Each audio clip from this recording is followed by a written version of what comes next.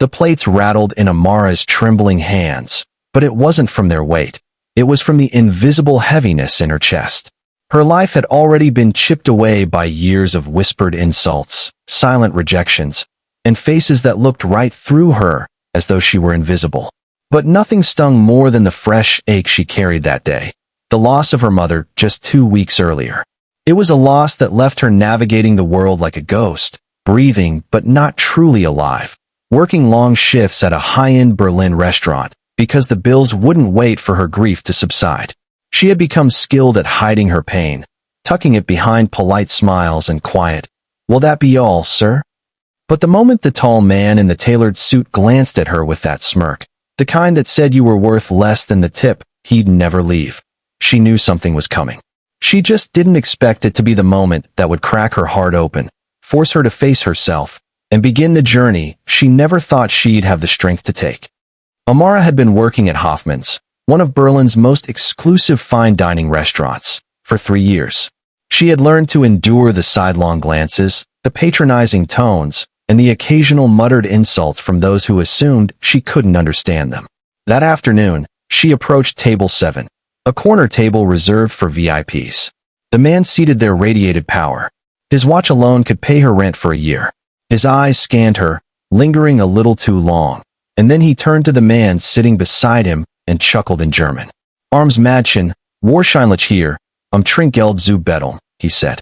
"Poor girl, probably here to beg for tips." The words cut like glass, but Amara swallowed hard and kept her eyes fixed on the tablecloth. She told herself it didn't matter. He didn't know her. His opinion meant nothing. She was here to work, not to pick fights. Still, the pain slid under her skin like ice. She thought of her mother, who had cleaned houses for decades, who had told her, asterisk, "Your dignity is yours. No one can take it unless you hand it to them." Asterisk. But in that moment, Amara felt as if her dignity had been stolen anyway. The rest of the evening, the billionaire's comments didn't stop. He spoke in German as if she were deaf to the language, each remark laced with condescension. His companion chuckled politely, clearly uncomfortable but unwilling to intervene. By dessert, Amara's patience had thinned to a breaking point. She set the final plate down with steady hands, but inside, her pulse was pounding. She leaned forward slightly, her voice calm but clear, switching seamlessly into flawless German. "Ich verstehe jedes Wort, das Sie sagen. Und für jemanden, der so reich ist, scheinen Sie arm and respect zu sein." I understand every word you're saying. And for someone so rich, you seem poor in respect. The table went silent. The billionaire's smirk faltered. His companion stared at her, wide-eyed. Amara straightened, not raising her voice, but letting each word land like a stone in still water. "Sie können mein Gestik nicht. Sie wissen nicht, dass ich zwei Jobs have. Die Krankenhausrechnungen meiner Mutter zu bezahlen. Beaver si Gesterbenist. Sie wissen nicht, dass ich 3 Sprachen fließend spreche und einen Abschluss in Literatur have. Aber Sie haben entschieden, Michigan nach meiner Hautfarbe und meinem Beruf zu beurteilen." You don't know my story. You don't know that I worked 2 jobs to pay my mother's hospital bills before she died. You don't know that I speak 3 languages fluently and have a degree in literature. But you decided to judge me by my skin color and my job. The billionaire's face flushed. He opened his mouth, then closed it again. For the first time in weeks, Amara felt something inside her shift, not joy, not even pride, but the first flicker of freedom. In the weeks that followed, Amara thought about that night often. She hadn't been fired. Surprisingly, her manager had heard the exchange and quietly told her she had nothing to worry about. But more than that, she realized that speaking up had been a turning point. For so long, she had lived in denial, telling herself that enduring cruelty in silence was the professional thing to do. But silence had only deepened her wounds. She began to write again, filling pages with her mother's sayings, her own thoughts, and stories from the restaurant. Moments of kindness from strangers, lessons learned in quiet corners. She started applying for positions in publishing, something she had once abandoned as unrealistic. One crisp autumn morning, she sat in her tiny kitchen, sipping tea by the window. The city outside hummed with life. And for the first time since her mother's passing, she felt her grief soften, not because the pain was gone, but because she was learning to carry it differently. She understood now. Dignity wasn't about never being hurt.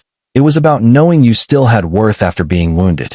As the memory of that night in the restaurant played again in her mind, she smiled, not in triumph over the billionaire, but in quiet victory over the fear that had kept her small.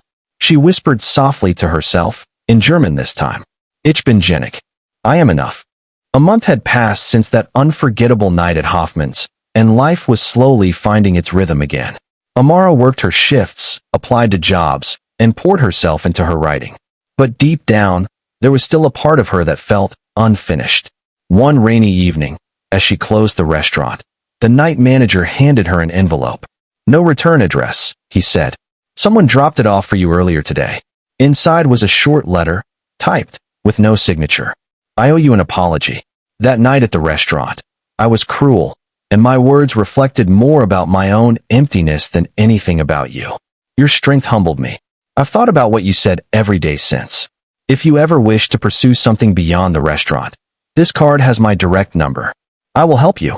A plain white business card slipped out. The name printed on it was Klaus Eberhardt, the billionaire who had insulted her.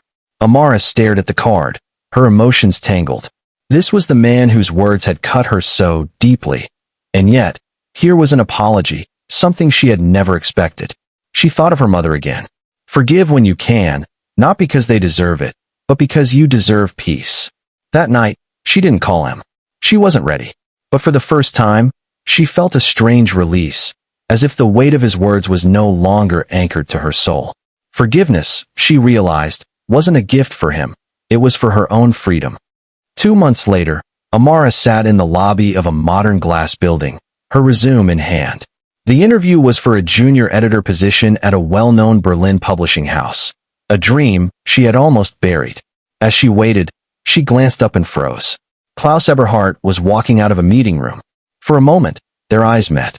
He looked surprised, then almost relieved. He approached her slowly. Amara, he said, his voice softer than she remembered. I didn't know you were interviewing here. You don't have to explain, she interrupted gently. Life has a strange way of making people meet twice. There was a pause. Then Klaus said, I read the sample essays you sent with your application. They're powerful. You have a voice people need to hear. Amara blinked. You read them? I'm on the board here, he admitted. I didn't influence the process, but I hope you get this job. A week later, she did. On her first day, as she walked into her new office, she thought about the journey, the insults, the grief, the choice to speak up, the decision to forgive. She realized that the night she had stood up for herself wasn't just about defending her dignity. It was the first step toward building the life she deserved. That evening, she passed Hoffman's on her way home. She stopped for a moment, watching the golden lights spill onto the wet pavement. Inside, a young waitress was serving a table, shoulders tense in the way Amara knew too well. Amara smiled to herself and whispered, You'll find your moment too. She walked away, not as the woman who had been insulted, but as the woman who had reclaimed her story. Moral of the story. Life will test you with pain, prejudice, and moments that threaten to silence you. But every wound is also an opening, a chance to speak, to grow, and to rise beyond what tried to break you. Your worth is not determined by how others see you, but by how you choose to see yourself.